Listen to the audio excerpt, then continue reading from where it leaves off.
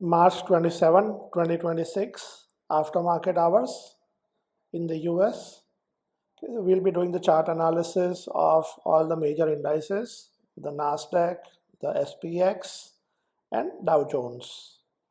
Then we'll be talking about the Mag 7 stocks. We'll be doing the chart analysis of these stocks. Thereafter, we'll be doing some metals and some macro. So let us begin. So as you can see that this is the Nasdaq chart and it has formed something like a rounding top pattern here, which usually breaks to the downside, and it has already broken to the downside. So right now it has breached an interim support. You can argue the support is over here or maybe a little lower, but basically it has almost touched there. So there is a possibility that there could be a little bounce, and there is a possibility that the support can be broken. So we'll have to see in the coming days, but I am looking for this particular major support around 20,100.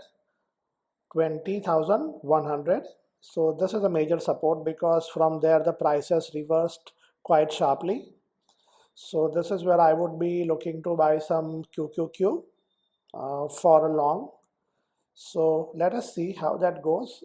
You can note down the QQQ levels as well. So the first level of support is around 559 to 560. From there you can expect a little bit of a bounce, not much. The next major support is around 540 to 541. But since this is what everybody is talking about, it might even go further, which would be 532 to 533. So this is what I would be doing. So when it reaches this particular point around 540 to 541, I would be investing like half of my positions, half of my capital. And then if it goes down further, maybe I'll just average it downwards around 532 to 533. So this is where I expect a major bounce. It can even bounce to 559 or 560, but it could be a real quick bounce, or it can last a couple of weeks. We don't know what will happen, but this is a good level to start buying some QQQ. So this is what I would be doing. Then talking about SPX. So here the major levels are, like right now it is at 6360, which is a minor support. The next level of support, which is a major support, is around 6100 to 6150. If it falls from there, 6029. So this is where I would be looking to buy some SPY, the SPX ETF. Okay, and then the ultimate destination would be this one, 5720, from where I expect a sizable bounce. So one of these things can happen. So it can go up if the market is very strong.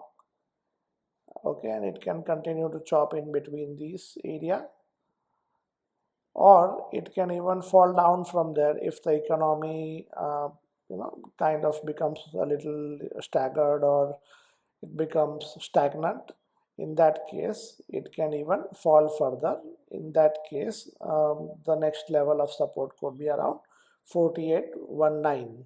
Okay, so we will have to see what happens, but the first level of support is around 6150 and 6029. So this is what I would be looking at to buy some SPY for a quick bounce, and then ultimately it might fall to 5720, from where it can reverse or it can fall further. Okay, so note down the levels on SPY. Let me zoom into the chart.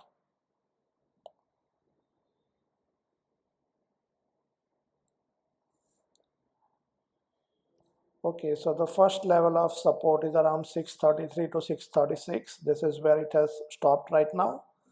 On Monday, we will have to see what happens, whether it bounces from here. There could be a small bounce from here.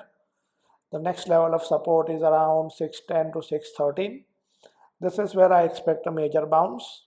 But if this everybody is eyeing this level, it might even breach this level and go to 599. But this is where I would start my position, and this is where I would increase my positions for a quick bounce. Now, if it falls from here, then we have a couple of more levels, 577, 563. But this is a very far off scenario. I mean, we'll see when it gets there. But right now, 610 to 613, that is my level, and 599. This is where I would be looking to buy for a quick bounce. Talking about Dow Jones.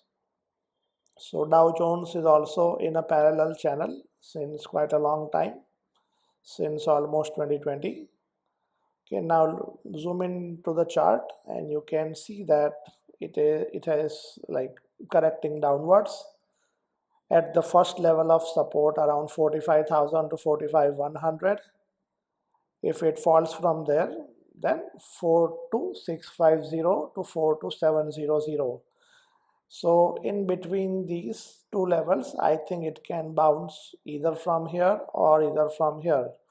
So this is looking to me like a major level right now, but this is not coinciding with the Nasdaq and the SPX, so we don't know what will happen here. Either it can bridge this or it can go up. We'll have to see. But this is where I would be looking to buy some DIA. This is the ETF of Dow Jones, and then maybe average it down further when it reaches this point. But here is where I can expect a little bit of a bounce at any of these two levels, and then the ultimate destination would be around this point, which is around 41, 340 or 350. We'll have to see when it gets there. Okay, so let us talk about the levels on DIA. So this is the ETF of Dow Jones. So right now it is at 450 to 452. This is a good level to start the positions. This is where I would be starting my positions. Then the next level is 445, where I would be averaging my positions downwards. And then I would be looking for a good bounce from this point, maybe a little like 5-10% quick bounce. So let us see. Talking about Nvda. So in one of my previous videos last week, we saw that Nvda has formed something like a rounding top as well, but not a perfect rounding top, but still. And you can also even argue that it is in between these parallel lines. Okay, now it has also formed a bear flag pattern. So this is the pole of the flag, and then some sideways chop in an inclined parallel channel, and then it rolls over to the downside. Okay, so that was my assumption at that time, and it has played out pretty well. So right now it has breached a major support around 171. The next level of support would be around 153 to 155, and the next one would be around 143. So I would be looking to start some long positions in Nvidia around 153 to 155, and maybe average it downwards when it reaches 143. That would be the last level where I would stop buying this Nvidia, but we will have to see when it gets there. Right now it is quite far. Okay, right now it is trading around 167, so still kind of 10% drop. Google, in one of my videos last week, I pointed out that this is like a head and shoulders pattern, and it will break out pretty soon.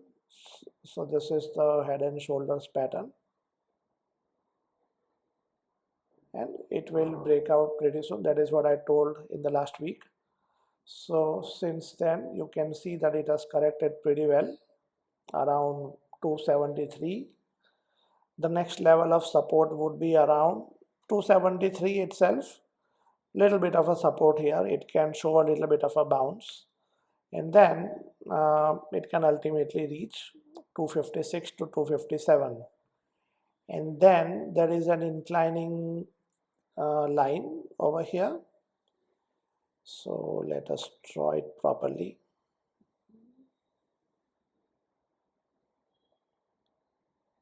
So this is the inclined line. So the next level of support could be around 224. If and when it reaches there, we will see. But right now, I would be looking to take some long positions around 256 to 257. Talking about Tesla. So in a video couple of weeks back, I pointed out this, that Tesla is in a parallel channel. And then there is a high possibility that it can break to the, it can go to the downside since it has touched the upper boundary of the parallel channel. So it can bounce, it can fall back. And now at this midpoint, it can take support and then show a little bit of bounce before rolling over. Or it can also do the reverse. So it can reach this midline and then bounce off to the upper range. So we will have to see what happens at the midline. If it closes below the midline pretty well with good volumes and a good candle, then I think it is headed downwards. The downward support would be around 204, and in between there could be little bounces here and there, but ultimately it might reach there if it crosses the midline. Okay, then talking about Apple. So Apple was creating something like a bear flag, this and then some sideways chop before rolling over. So yesterday it has broken out of that flag pattern, and now it is heading to the first level of support, which could be around, let us see, 244. And if it falls from there, then every pivot point that you see here could act as a little bit of a support from where the price has reversed a little bit, and ultimately I think it can reach this particular point, if not this one, and then maybe a little further up. So you can see that it can probably reach here at this point. So this is an inclining line coming from long back, coming from March 2020. So this is where it can reach, and then this is an inclined line or an inclined channel, so it could even fall to the downside. So it can just roll over from here and fall downwards. So we'll have to see when it gets there.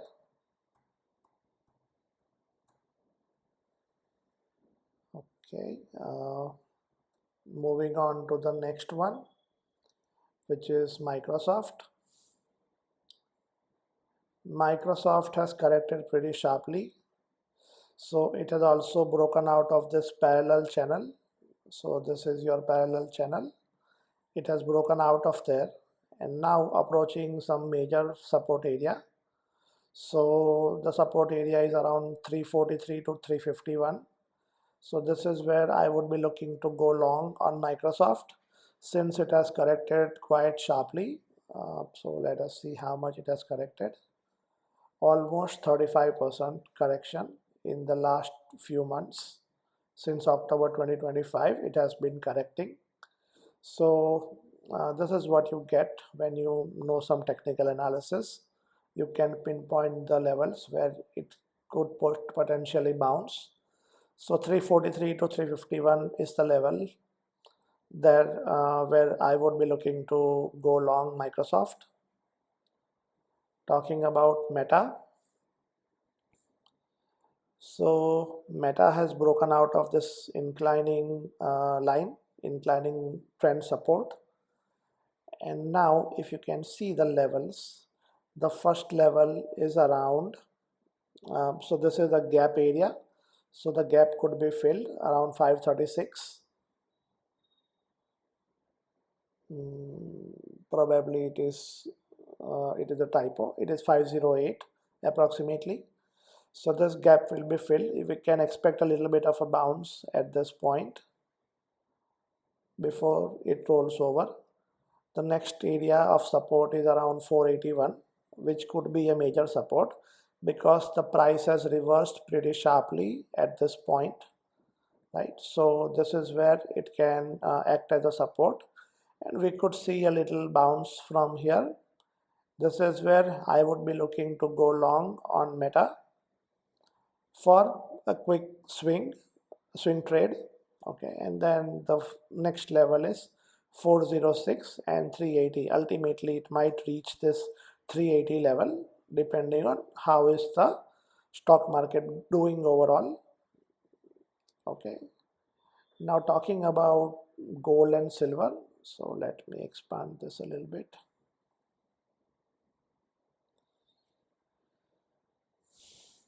Okay, so this is the chart of gold.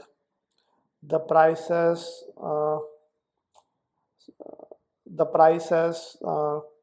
reversed, not reversed, but rather it has taken support around this area 4381. Okay, so it tried to go below 4245 and until 4100, but that there was a sharp recovery in this, and now it is chopping sideways. One can argue that this is like a bull flag, where this is the pole of the flag and then some sideways chop, and then it can go up. So that could be one of the assumptions. How far it can go? The first level of resistance is around 4854. The second level could be around 5225. Third one around 5410. So we'll have to see how far it can go. But since it is in a downward trend, then I think that it will not go too much at max this level, and then it can roll over. The level that would get me interested would be around 3450. If it reaches there, I would be looking to go long on gold. So we will have to see in the coming days. Talking about silver. Silver is showing similar pattern. This is like a bullish hammer and then some sideways movement. So if it crosses this shaded area, this blue shaded area, then there is a possibility that this can also go up. How much it can go, let us see. So let me just expand this a little bit. So this is the parallel channel where it broke out from, and then it can touch the lower end of the parallel channel around 79 before rolling over. Okay, the next level of support could be around 58. The next would be 55 and 48. So around the level of 55, this is where I would be starting some long positions, and we'll average it downwards until it reaches 48. So this is where I expect a new trend to begin. So we'll have to see when it gets there. Talking about US oil, this is showing some strength recently because of the war. Now this looks to me like a flag pattern. So this is the pole of the flag, since it has reversed from the top. So this is the pole of the flag, and this is a sideways chop. So it just goes like this and this and this before rolling over. Okay, so that is my assumption on oil. So things have to get worse before they get better. So probably it might even reach 109, and ultimately it can just reverse from there and continue downwards. So that is for the oil. Talking about the 10-year yield. 10-year yield is going pretty strong, but in the last session we can see that there is something like an inverted hammer pattern. Okay, so this pattern is like this, and then it has a small body at the bottom of this, and this shows that the price tried to go up and then it was immediately sold into and which is why we have this kind of a pattern. So it could even reverse from here, but if the momentum is strong, so if it closes above this particular candle, so close above this probably could mean further upside to 4.5, and if it closes above this particular inclining line, then it can even reach 4.9 to 5.0. And likewise, TLT would be an inverse of the 10 years yield. Not a perfect inverse, but still. Okay, it is approaching a good level to accumulate. So I would be looking to accumulate around 83 until $80. So this is where I would be starting some positions getting into TLT, and would be holding it for a longer time. So this is the overall chart where you can see that there has been a few bounces at this level around 80 before it went sharply up, and now it is around this level again. So maybe I would be looking to take some positions in TLT. So that is the analysis for today. If you like the analysis, please press the like button and also subscribe to my channel for more such videos. Thank you.